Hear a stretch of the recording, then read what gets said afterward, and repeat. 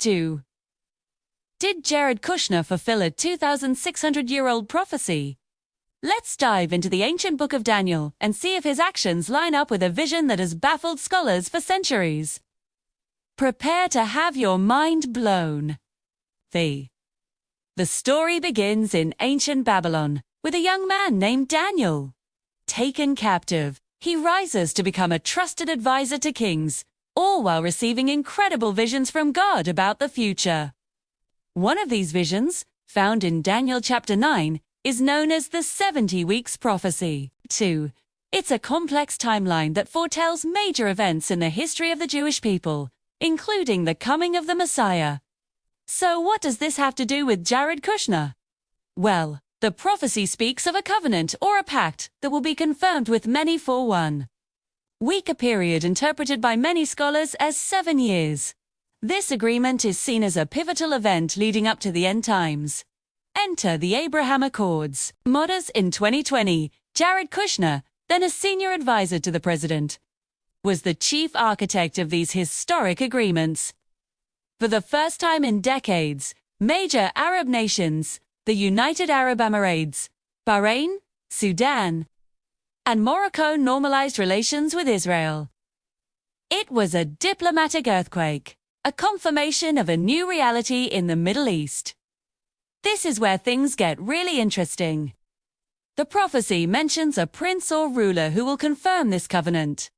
Kushner, while not a prince by birth, acted with the authority of the most powerful nation on earth. He brought together nations that had been hostile for generations. Was this the confirmation of the covenant Daniel saw in his vision? Let's break down the text of Daniel 9 verse 27. And he shall confirm the covenant with many for 1 week. The word confirm is key. It doesn't necessarily mean creating something new, but strengthening or making a pre-existing agreement firm. You could argue that the desire for peace and normalization with Israel already existed in some Arab circles. But it was Kushner who brought it to fruition, who confirmed it on the world stage. And notice the phrase, with many. The Abraham Accords weren't just a bilateral deal. It involved Israel and many Arab nations, creating a domino effect across the region. The prophecy's language seems to fit the scale and scope of what Kushner achieved. But let's pause for a moment. 2. This interpretation is not without its critics. Many theologians believe the prophecy of Daniel 9 was completely fulfilled by Jesus Christ. They argue that Jesus confirmed the new covenant with his sacrifice, and the week refers to his ministry and the events immediately following his death. In this view, looking for a modern-day fulfillment is a misreading of Scripture. Others point out that the Abraham Accords, while significant, are peace treaties, not necessarily the specific covenant Daniel described. They argue the true prophetic covenant will have different characteristics, perhaps involving the construction of a third temple in Jerusalem or a more global scope.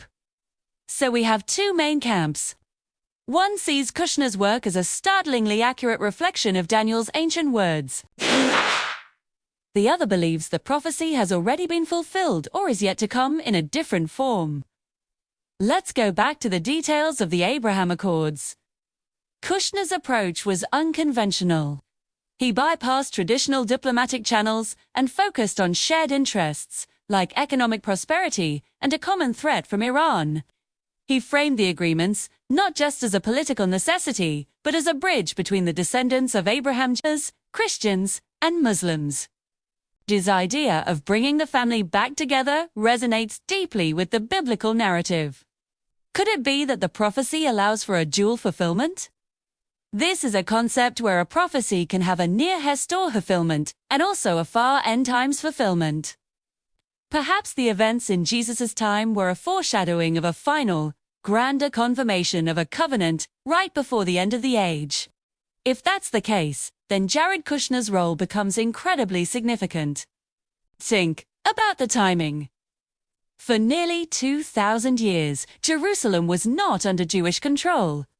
After the State of Israel was reborn in 1948, the world watched to see what would happen next. Prophecy watchers have been on high alert for decades, waiting for the pieces of the end times puzzle to fall into place. The Abraham Accords feel like a major piece clicking into position. Now, let's consider Kushner himself. A descendant of Holocaust survivors, an Orthodox Jew, and a powerful political figure operating at the highest levels of global power. His personal story is compelling on its own. But when you place his actions within the framework of Daniel's prophecy, the picture becomes even more extraordinary. He wasn't a head of state, but his influence was undeniable.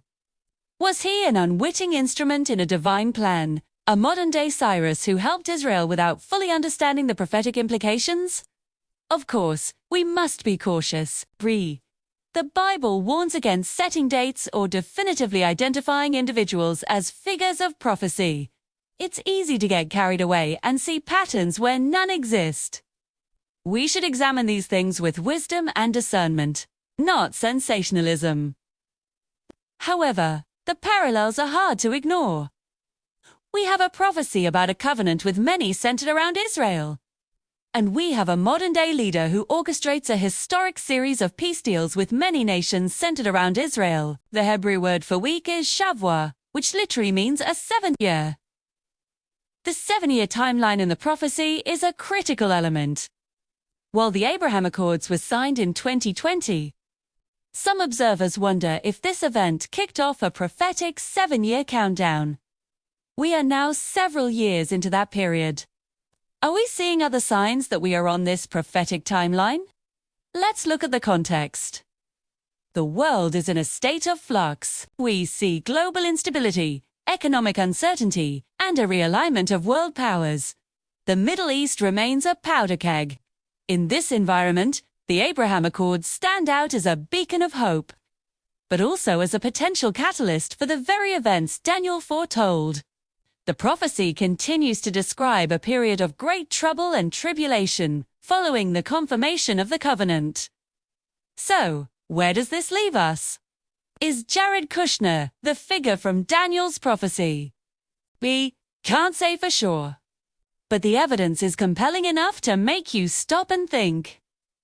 It forces us to ask bigger questions. Are we living in a time of prophetic fulfillment? Are ancient texts playing out on the nightly news?